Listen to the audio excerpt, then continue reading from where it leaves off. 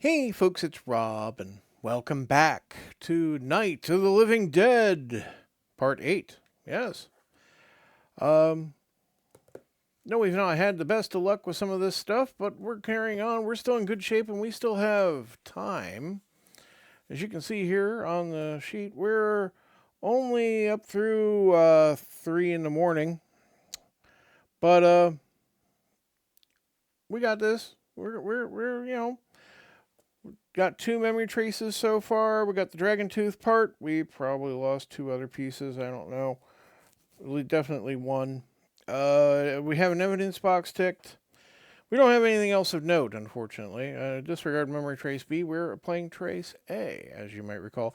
And if this is your first time watching one of these videos, I highly suggest you go back to at least the beginning of this series. As this is a choose your own adventure book, and really, I don't understand why you'd want to join us at part 8. So, let's switch back to the PDF for better view for you of those playing along at home. There we go.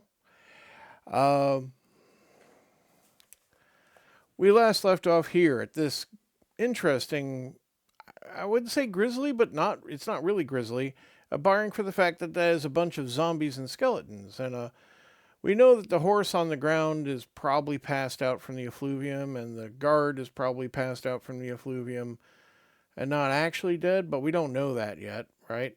We haven't read the entry, but that's what's been happening. Waterdeep has been taken over by the effluvium. Enough of my digressions. Let's carry on. 32A, Castle Waterdeep. In a world of teleporting wizards and flying steeds, it has never been breached. The walls, 60 feet thick in places, could stand without mortar. Dwarven stonemasons cut 3-ton granite blocks with such precision that you cannot slip a fingernail between them. Now, Castle Waterdeep has cracked like a walnut. If you have been to Castle Waterdeep before in this adventure, stop reading here and go immediately to 90D. If this is your first time having been here in this adventure, keep reading. Well, it is. Under a dreary winter sky, the castle, once so lively, stands as silent as Mount Waterdeep itself.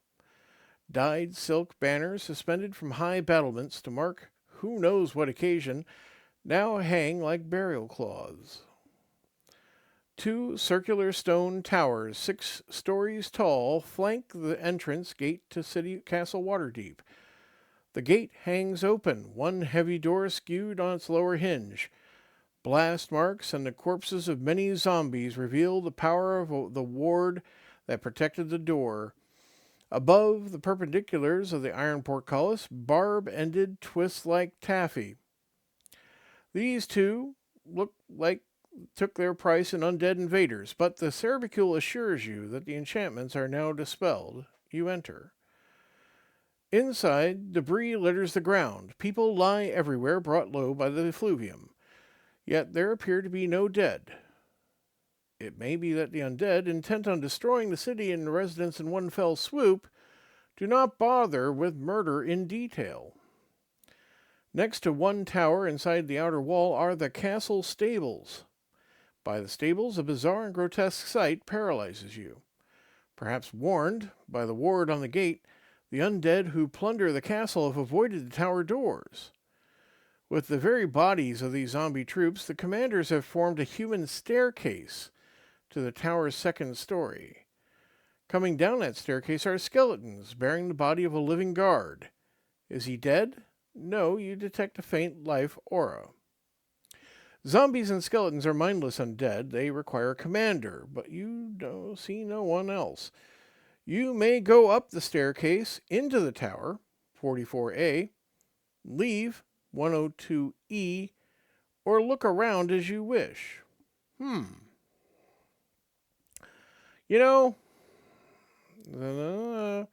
staff seems quite interesting.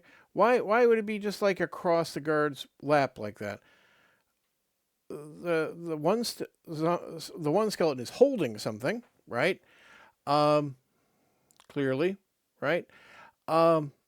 what are they getting out of this part of the tower, right? And then there's the matter of the horse lying here on the ground, and ain't that sad? Um, hmm. Well, the staff might be a part of the staff. I mean, I know that's a bit. Mm. uh, but maybe that's what we'll do. Or maybe I should go with the globe. I mean, that's obviously important. Otherwise, it wouldn't be a skeleton just standing there holding it.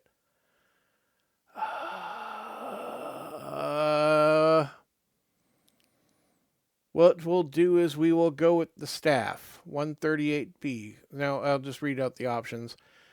You want to look at the zombies, 125A, skeletons with guard, 88C, skeleton with globe, 112D, guard himself, 110C, staff, 138B, stables, 148D, horse, 21B. I doubt it's the stables. But, you never know. It may be worth looking over there. But, we only have so much time, as I was getting to earlier on. Well, time for a cut. 138B. The skeletons make no move to keep you from looking at the staff. Since they went to such pains to avoid touching it, you decide to look from a distance. The shrunken head inhales the odor of magic and declares the staff a rod of lordly might. Ver powerful. Destroys evil beings who grasp it. A rod of lordly might. You recall hearing in life that one such unmatchable staff was kept under guard in the castle. This could be a powerful weapon in your mission, but how to touch it when an undead like yourself risks destruction? You consider tearing away a piece of the shroud cloth from one of the nearby zombies. Might work, the weasel suggests. What have you got to lose? Will you try taking the rod in this way, 56B, or leave the rod alone and return to 32A to look at something else, or leave 102E? Well, I'm not going to leave. I could look at something else.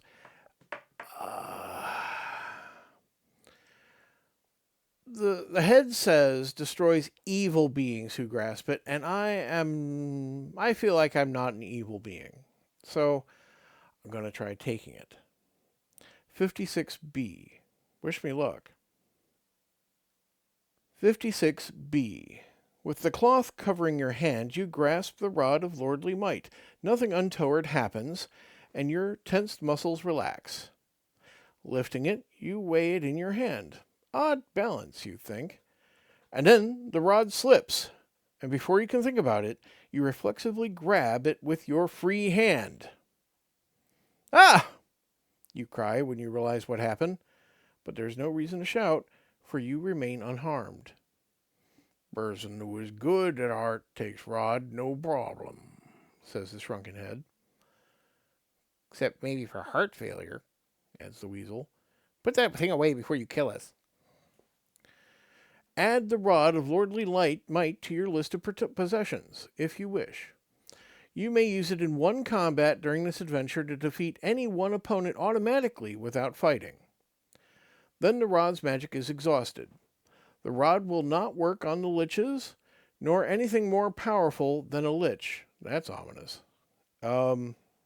Okay, but now we have a rod of lordly might I can add to the sheet.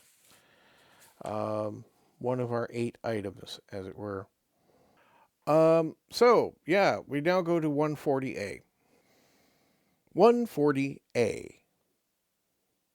Hello, says a voice from the darkness of the stables. There floats a luminous, skeletal figure wrapped in flowing pale robes. The hood is empty.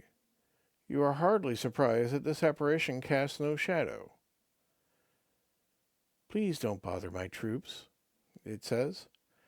The voice in your mind sounds strikingly ordinary. This floating horror could be any living human asking for the time of day or directions to an inn. I hate it when they get confused, and I have to order them all over again. They're quite stupid, you know.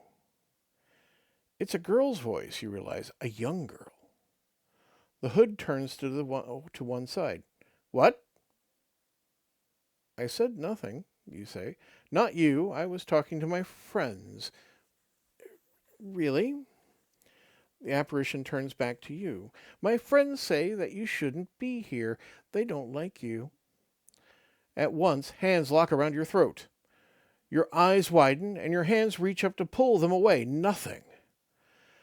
And you've dropped your sword. The invisible, intangible hands are strangling you, while the apparition looks on from the darkness. They talk to people they don't like, too, says the girl's voice. I wish they wouldn't say things the way they do, but that's how it is about friends, you know. Then the voices start, terrible, dry whispers in your ears, chanting rhymes.